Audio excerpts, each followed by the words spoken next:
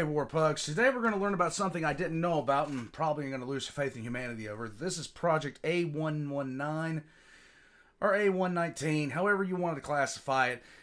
This is how America almost nuked the moon, and somebody please tell me exactly why, just why, we would ever do this.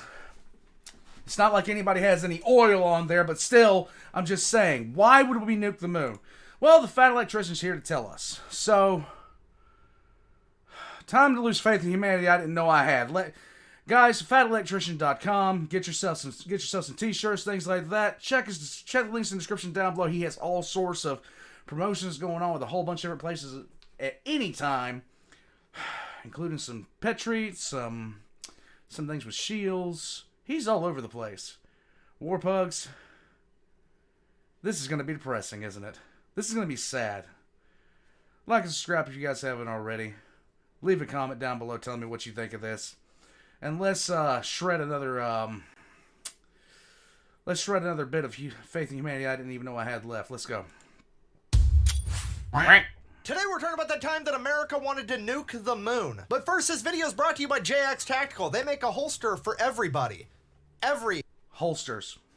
Body. For example, I look like one of the anonymous henchmen from the Spy Kids movies, so I prefer their trademarked fat guy holster. So if you have a body and you're looking for a holster, I would recommend JX Tactical. Okay, back to the story. Ladies and gentlemen, almost 1 decade before Neil Armstrong would take one giant leap for mankind, America almost made one giant yeet out of spite. You see, it all started on October 4th, 1957, when the Soviet Union launched the world's first satellite, Sputnik 1. And because they did it before America, America pretty much lost all of its chill. This would come to be known as the Sputnik Crisis. America would pretty much immediately found NASA as well as DARPA. And a short 4 months later, on January 28th, 1958, they would put their first satellite into outer space, known as Explorer 1. Sure, getting your country's first satellite into outer space in like 4 months is pretty impressive. However, it was the second satellite in outer space, which means nobody cares. You ain't first, you're last.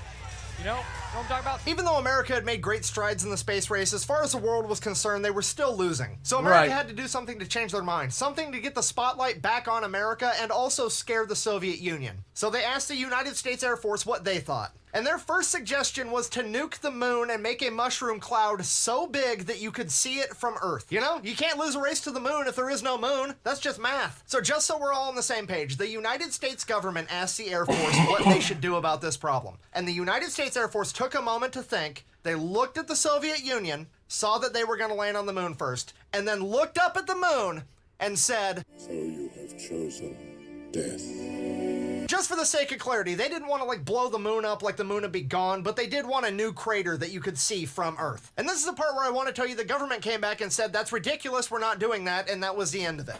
Nah. That's not what happened. Instead, they gathered 10 of the world's best scientists and began work on what is now known as Project A119. You know, they really wanted to hit that sweet spot between creating a big enough mushroom cloud and not yeeting the moon out of the Earth's orbit, subsequently killing everyone. Okay, so the smart guys did all the math and all the thinking, and the official plan they came up with, if they were going to go through with it, was they were going to take the W-25 warhead, stick it on an ICBM, and launch it at the moon. Buh! ICBM stands for Intercontinental Ballistic Missile, and the moon isn't a continent, so that doesn't work. Buh.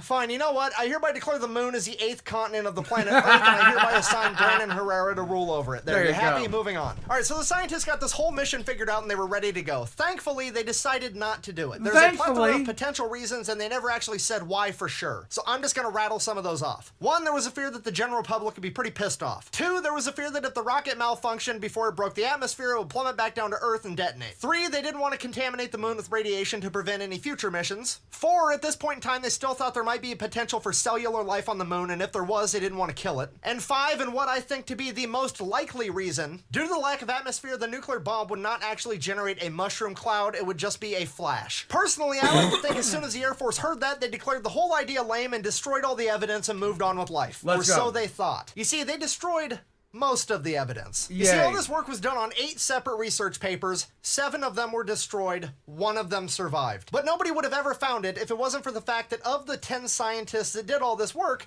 one of them was actually a graduate student by the name of Carl Sagan. If you don't know who that You're is, he would go on to shitting become me. a pretty big deal in the science community and become very famous. Famous enough to have a biography, and when the author of that biography was doing research, they stumbled across an application for a scholarship to UC Berkeley where Carl Sagan mentioned this project. I'm not gonna lie, I really want to see that application. Like Eagle Scout, 500 hours of volunteer service, I had an internship with the DoD to blow up the fucking moon. And why was this guy applying for scholarships anyways? He's one of 10 people on the planet you trust to shoot a nuke at the moon, and you're not gonna throw him a bone so he can finish out his doctorate? Right. Anyways, this scholarship application would lead to a Freedom of Information Act request, and the one surviving research paper from Project A119 would be released to the public in the early 2000s. And this is the part where I'm supposed to tell you, do not mess with America because we are crazy enough to blow up the moon and potentially endanger all of mankind just to prove a point. And that's exactly what I would say if it wasn't for the fact that in 2010, the former Soviet Union, now in a hurry government, released their secret documents, basically saying they plan to do the exact same thing. It is truly an utter miracle that mankind made it through the Cold War. I guess the silver lining is that we've advanced enough as a species to quit doing dumb shit with nuclear warheads.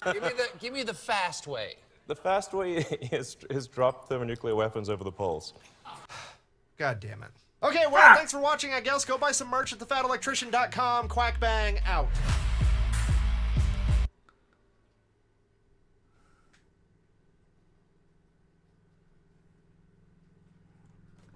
Somebody please tell me why these highly educated people from prestigious universities keep on doing things that I can't even possibly fathom the reasoning behind the actual drawing up of this. Let's nuke the moon. Okay. I don't understand this, man. Why? Things like this right here are why the aliens won't talk to us. Flat out. I now have lost more humanity than I thought that I was more faith in humanity than I thought I was capable of losing. Yet again, I've lost more. I didn't think I could lose more. I just lost more. What the hell, man? I'm in a steady crusade to lose more faith in humanity than I woke up with, apparently, because I watched this knowing what I was going to see, but I went ahead and did it anyway. I could have continued in ignorance for the rest of my life without knowing this, but I went ahead and checked it out anyway. That's on me. Warpugs, why? How is it we haven't wiped each other out yet? I just don't understand. I don't get it. Everybody tells us we should look up to our leaders and all this other kind of stuff, yet they behave in a manner that is tantamount to a Call of Duty like. Gotta love it. Warpugs, FatElectrician.com. Check the description below. I'm gonna go sell a bunch of